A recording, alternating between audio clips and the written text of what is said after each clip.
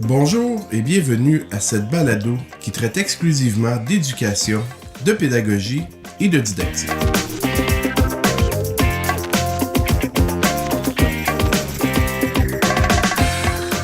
Je m'appelle Marc-André Girard.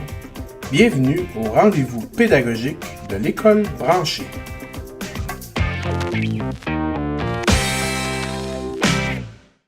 Alors bonjour à tous, je suis toujours en Finlande, à Savonlinna, tout près des frontières russes.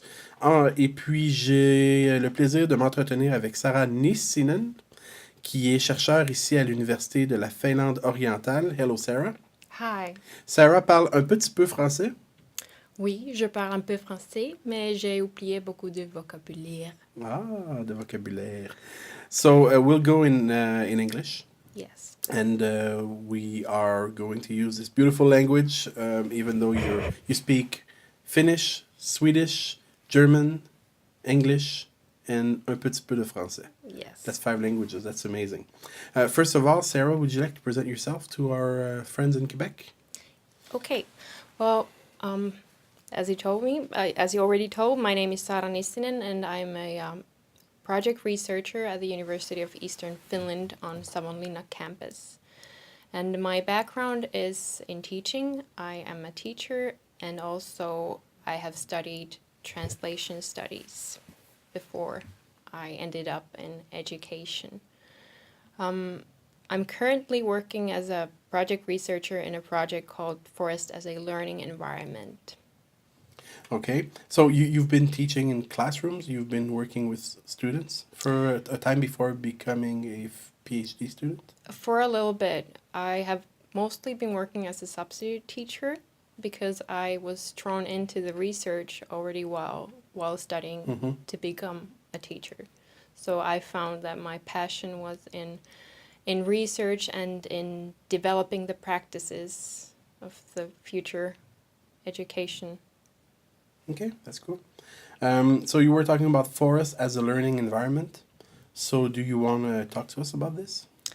Yes, the project that I've been working in for the past 3 years is about bringing together formal and informal education, providing new learning environments, and utilizing the expertise that is surrounded, especially here in the area in the Eastern Finland, that would be forestry.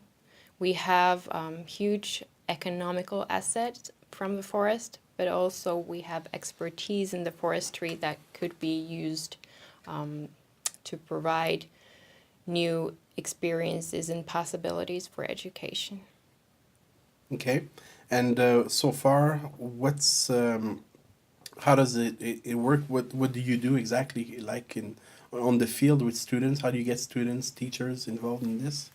We work with teachers, and we use co-development with the teachers. We have been inviting the teachers to participate in different kinds of projects. One way of starting a project is to provide teachers with in-service training, and we invite the teachers to come work with us. We would, for example, have 4 to 5 meetings where we decide together with the teachers on the phenomena and the rules that we're starting to work on. And then as the teachers go back to their students, we meet every month and talk about different topics and proceed both in the school, but also we have the possibility for the teachers to network with others and to talk about possible problems or challenges or ideas that they have come up with during their projects that they're working on in their classrooms. Okay, and do students go out into the forest? Do they have any field trips? It depends on the situation. We have had projects where the students haven't really left the classroom, but they have reached out to other communities, such as expert or enthusiast communities, for more knowledge or resources when they are facing a challenge that they cannot find an answer to from textbooks or internet or other sources, for example.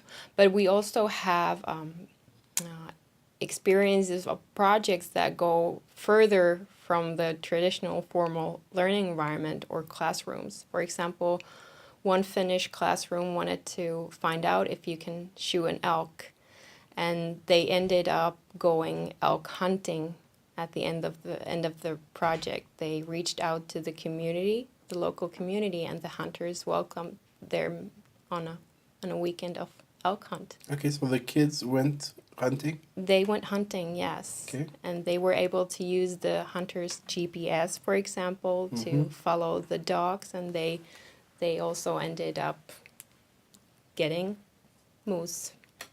Okay, and were the main things to whether they were able to see if they were able to shoot an elk? Yes, they. This all started with the question because we're working with design-oriented pedagogy, which has been used as a pedagogical model for teachers to work on their projects. And one of the main questions is to utilize the students' interests. So the teachers gave them an open-ended task of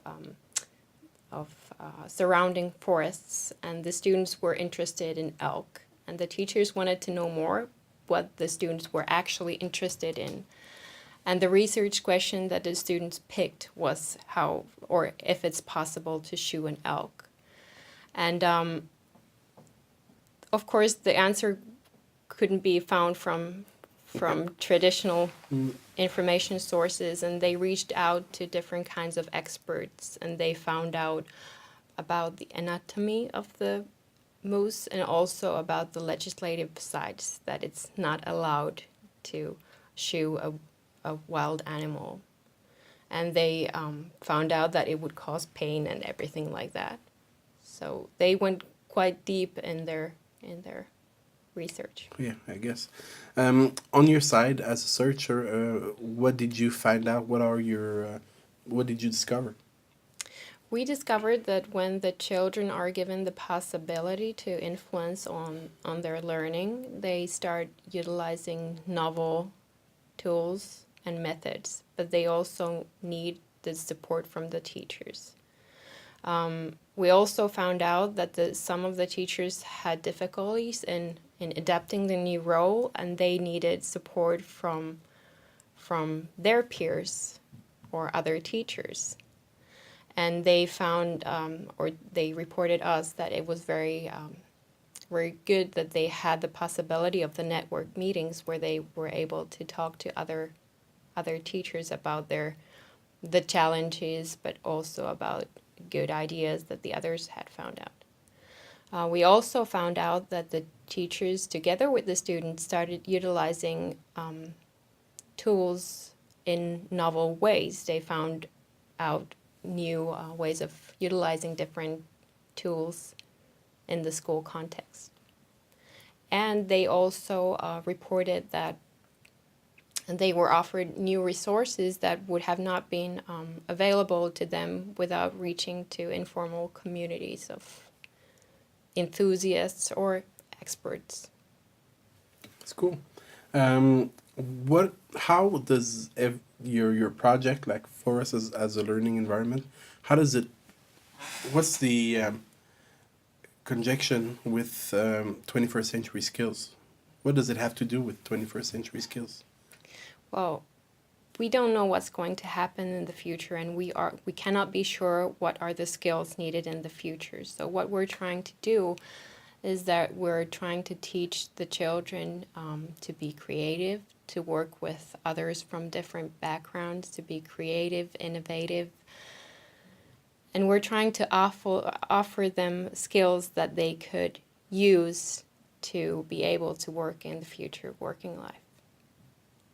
And to be able to manage, we'll need also global skills or global competences. And we're trying to show through these projects that some of the local phenomena can also be found on the global scale. And sometimes you need to cooperate with different or people from different backgrounds to get a deeper understanding on a phenomena. Okay, that's cool. Maybe we end our little conversation. Would this be able to apply to Quebec since we have a big forest industry as well? And we also have forestry expertise. That would be a perfect opportunity. And actually, we're starting our third design cycle or our third project, and we would be more than happy to cooperate with peers from Montreal. OK. En tout cas, l'invitation, elle est lancée. On va mettre les informations sur le site web. So we're going to put the information you're going to send us on the website for the teachers. Maybe they will be interested and they will be able to reach out to you. That would be perfect. Merci beaucoup, Sarah. Thank you very much.